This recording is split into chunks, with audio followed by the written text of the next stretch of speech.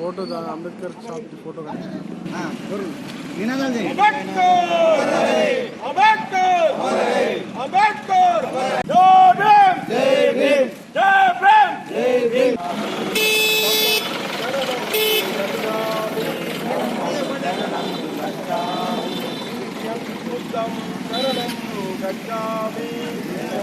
మా కోటగిరి మండలం హెడ్ క్వార్టర్లోని అంబేద్కర్ విగ్రహం దగ్గర బాబాసాహెబ్ అంబేద్కర్ గారి 69వ వర్ధంతిని ఘనంగా జెండా ఎగరవేసి జరుపుకున్నాము. బాబాసాహెబ్ గారు ఈ దేశానికి ఒక మంచి రాజ్యాంగం ఇచ్చిండు.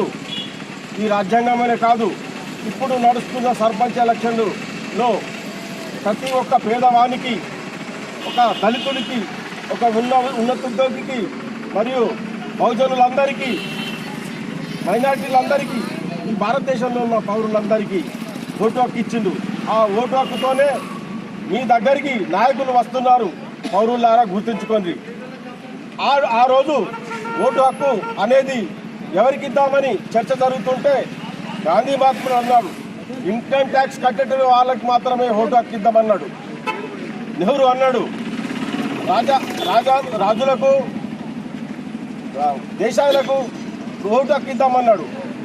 అదే మన బాబాసాహెబ్ అంబేద్కర్ గారు ఈ దేశంలో ఉన్న ప్రతి ఒక్క 18 సంవత్సరాలు నిండిన మహిళలకు, పౌరులకు, ఎస్సీ ఎస్టీ మైనార్టీ వర్గాలకు అందరికీ కూడా ఓటు హక్కు ఇద్దామని ఆ రోజు ఛాలెంజ్ చేసి ఆ పథకాన్ని అమలుపరిచినాడు. ఇప్పుడు ఆ ఓటు హక్కుతోనే మీరు ఒక దేశ నాయకత్వాన్ని ఎన్నుకుంటున్నారు. అందుకోసమే బాబాసాహెబ్ అంబేద్కర్ గారిని మనము ఎప్పుడూ మర్చిపోకూడదు. మరియు రాజ్యాంగం ద్వారా ప్రతి ఒక్క పౌరునికి హక్కులను ప్రసాదించినాడు, బాధ్యతలను ప్రసాదించినాడు. ఈ రాజ్యాంగం ద్వారానే ఒక వార్డు మెంబరు నుండి పంచాయతీ సర్పంచ్ వరకు, మరియు ఒక ఎమ్మెల్యే, ఎంపీ, రాష్ట్రపతి, ఉపరాష్ట్రపతి, ప్రధానమంత్రి ప్రతి ఒక్కరికి వాళ్ళకు పదవులు ఇచ్చినారు. వాళ్ళకు పదవులతో పాటు వాళ్ళ పదవులు ఎలా పరిపాలించాలని ఒక రాజ్యాంగంలో పొందుపరిచి ప్రతి ఒక్కరికి బాధ్యతలు అప్పచెప్పాడు.